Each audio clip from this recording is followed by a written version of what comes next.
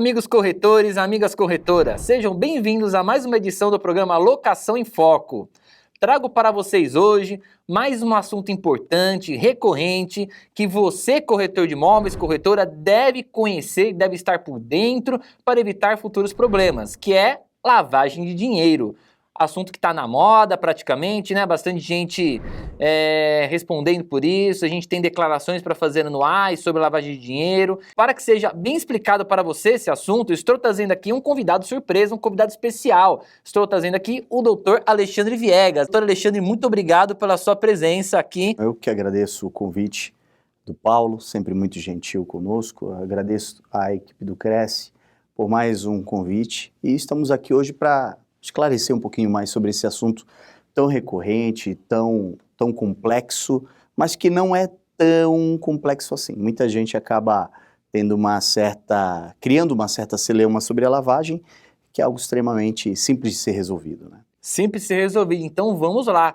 O que o senhor pode me falar para o corretor de imóvel que está nos assistindo evitar esses problemas? Explica um pouco sobre a lavagem de dinheiro. Na verdade, o delito de lavagem de dinheiro, ele surgiu aí no início do século XX, né, em razão da grande circulação de moedas que passaram a ocorrer no mundo, uma das grandes problemáticas da lavagem é que muita gente sempre lucrou e sempre lucrou muito com crime, não é? Só que a origem desse provento ilícito, ele sempre foi ocultado pelas pessoas através da compra de riquezas. Imóveis, iates, carros, não é? Isso tudo é um apanhado para que o pessoal compreenda, porque às vezes o nosso amigo corretor, nossa amiga corretora, podem ficar um pouco confusos. O que eu tenho a ver com a lavagem? Se eu não sou detentor de grande patrimônio, se eu não oculto bens, nem dinheiro, nem origem lícita de nada, não é? Mas para que você compreenda a dinâmica da lavagem, né? Depois do surgimento dessa grande circulação de dinheiro e de riqueza, o Estado passou a tentar ter um controle maior sobre essa riqueza.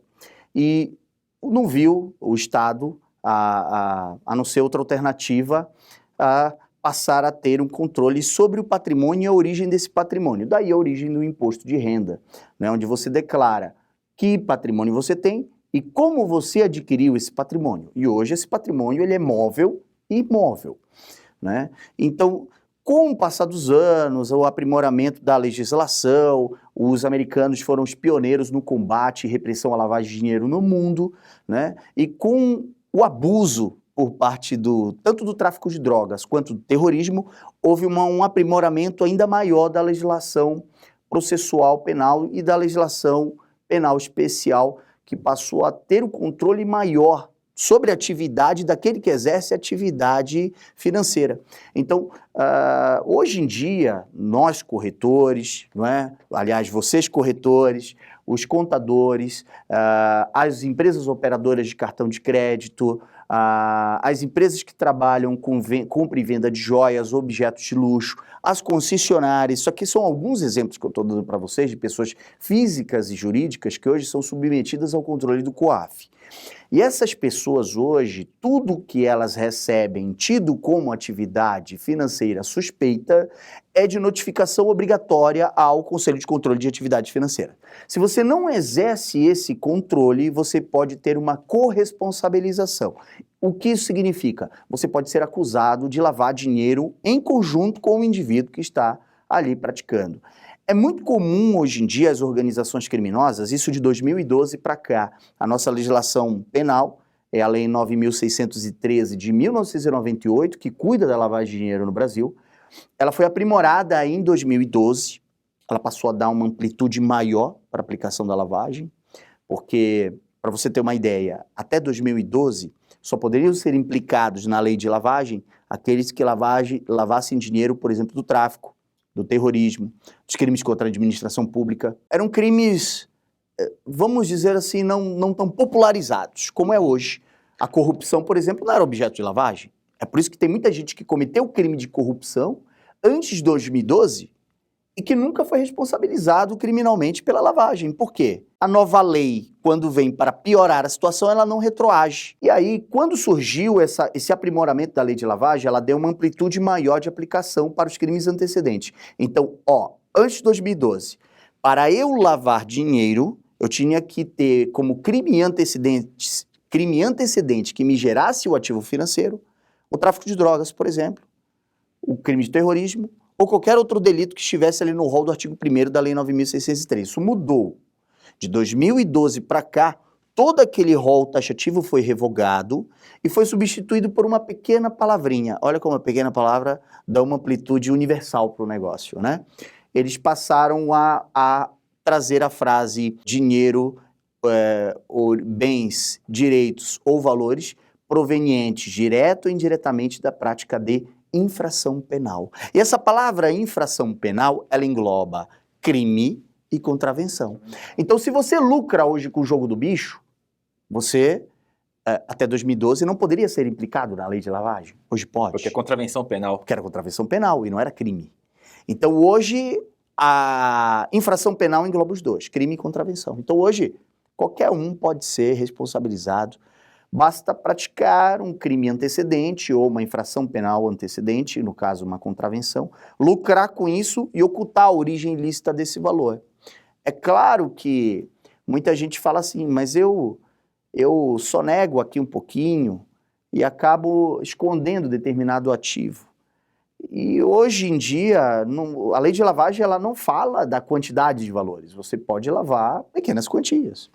Tanto que o Banco Central aprimorou em janeiro desse ano o controle de depósitos, tentou aprimorar mais a questão do controle através de resolução do Banco Central, de depósitos em pequenas quantias em condições suspeitas. E hoje há uma forma muito diversa de lavagem, da mais simples à mais complexa. E locação de imóvel hoje não é lavagem. Mas a venda pode gerar. A venda pode gerar. Mas vejam, é claro que o sujeito pode lavar o dinheiro como forma de locação. Ele pode dizer que paga 20 mil reais de locação, quando na verdade ele está tentando trazer uma origem lícita para esse dinheiro dele, não é? É diferente daquele indivíduo que quer alugar um galpão, quer alugar um comércio, quer alugar um imóvel, seja ele comercial ou residencial, e ele tomar pequenos cuidados relacionados aí à atividade que o inquilino dele irá exercer, né? Isso é um problema hoje muito corriqueiro no país em que estamos vivendo, dada aí a grande amplitude de aplicação das organizações criminosas que hoje detêm tentáculos aí em tudo quanto é lugar. É natural que você, como locador, tenha que tomar alguns cuidados. Exatamente, para evitar que aquele dinheiro que está rodando investimento seja um dinheiro de ilícito que está sendo lavado, transformado em algo especialmente ilícito. Lícito, exato. Algo que é aparentemente lícito e que na essência é ilícito.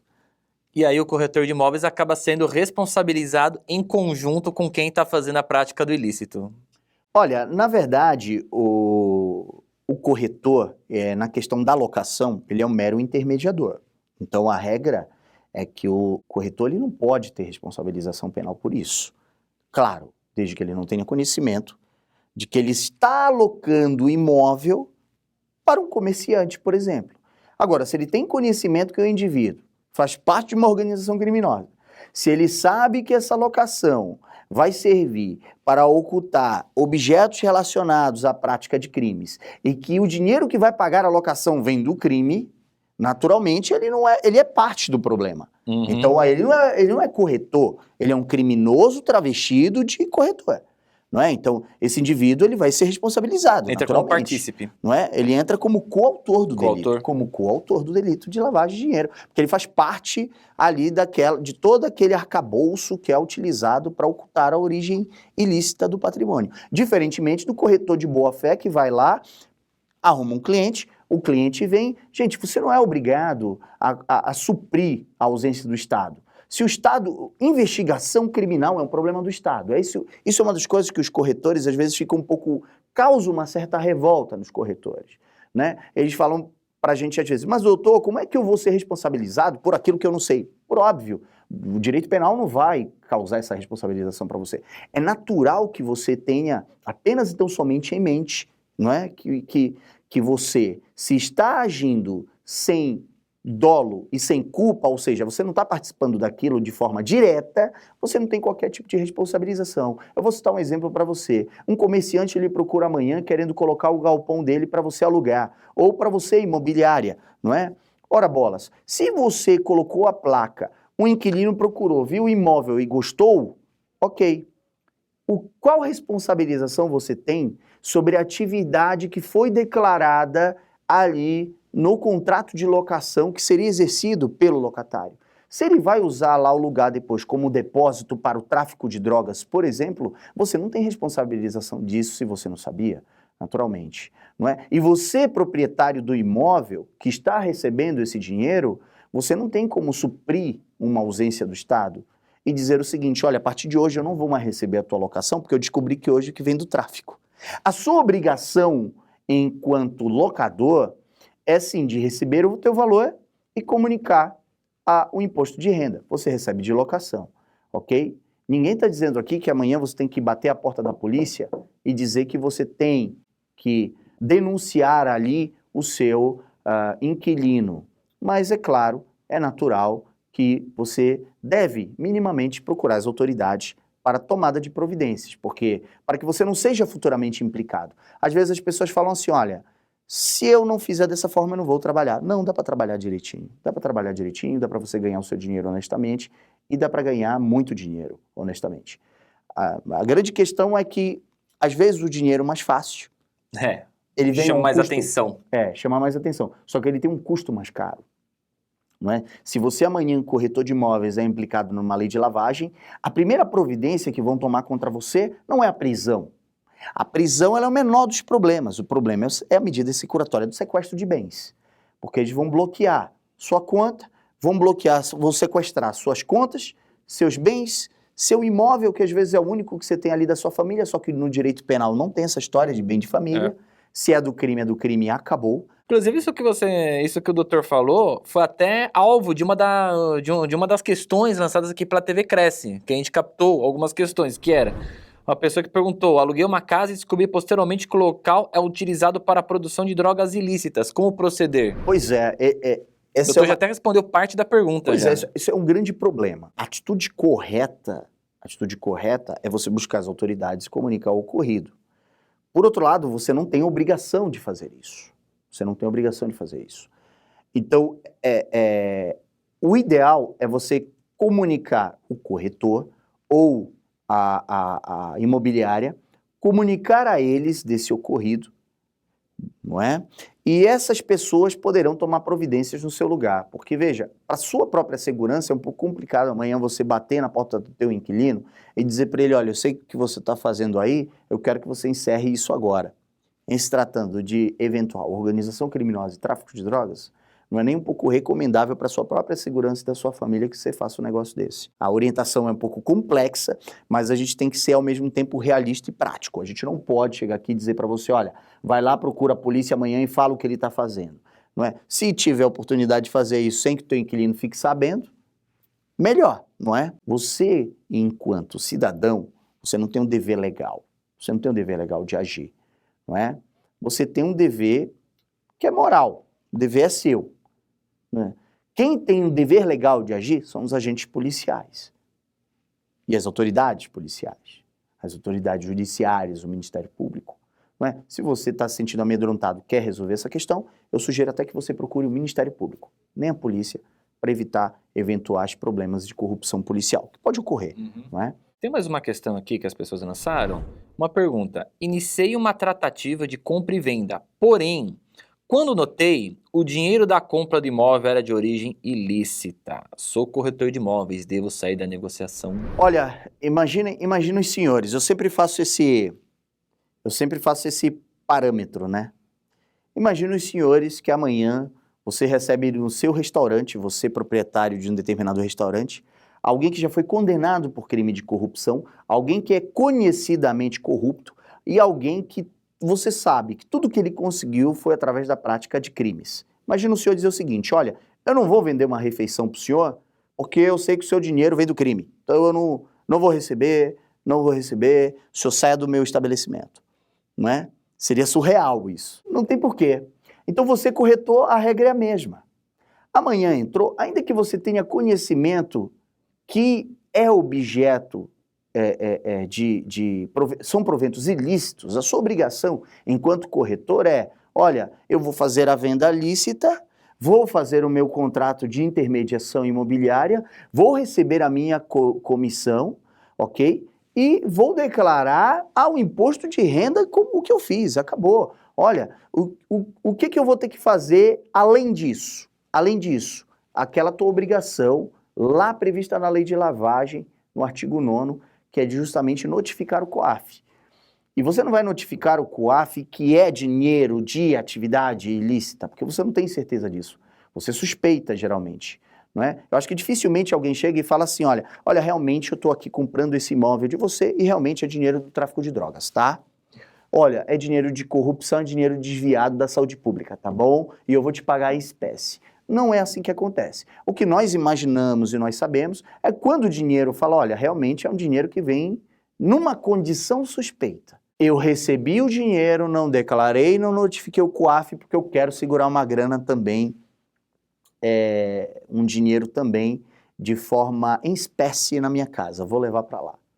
Não faça isso. Se você fizer isso e amanhã esse indivíduo que comprou o imóvel de você for implicado em eventual acusação de lavagem de dinheiro e ele for processado, certamente a negociação de compra e venda do imóvel que ele fez, daquele imóvel que ele fez com você, vai chegar na tua corretora, vai chegar com você corretor, vai chegar com você imobiliária. Então aí vocês serão corresponsabilizados, sem dúvida. Notificou o COAF? Não notifiquei. Tem responsabilização, você estava em conluio com ele, você ajudou a lavar. Não, mas foi um único imóvel, que a gente está sabendo é um único imóvel. Vamos investigar para ver se não tem mais. Pronto, vamos fazer uma devassa na vida da imobiliária, uma devassa na sua vida financeira, se pessoa física for. Não é? Vale a pena o risco? Será? Você vai ter que contratar advogado, criminalista, que não é barato. Você vai ter que contratar, não é? Vai ter todo aquele desgaste, delegacia, prestação de depoimento, Ministério Público, Judiciário. É um transtorno enorme, não vale a pena. Muito bem. Foram ótimos esclarecimentos. Eu acredito que agora você, corretor de imóveis, você, corretora de imóveis, estará apta para evitar esses problemas, já sabe o que pode estar acontecendo com você e tomar todos os cuidados. Gente, todo cuidado é pouco. Estamos encerrando aqui então mais uma edição do programa Locação em Foco. Deixo aqui agradecimento para o Dr. Alexandre Viegas, que deu um tempo na lotada agenda aqui para poder participar aqui, dar esse esclarecimento para vocês e passa aqui a palavra se você quiser deixar seus contatos, fica à vontade. Agradecendo mais uma vez o convite do Cresce, deixando aqui os meus cumprimentos a toda a bancada do Cresce e ao meu amigo Paulo, sempre muito gentil. E eu deixo o meu contato para os senhores e para as senhoras, vai aparecer aqui na tela. Se tiverem alguma dúvida, essa é a minha rede social no Instagram, podem seguir.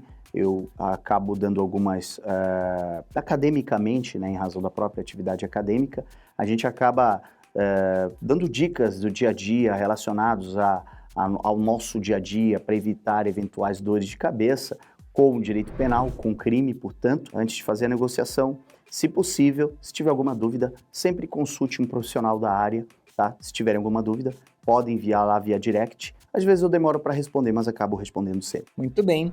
Estamos chegando então ao final de mais uma edição do programa Locação em Foco. Agradeço a todos e foco nas locações.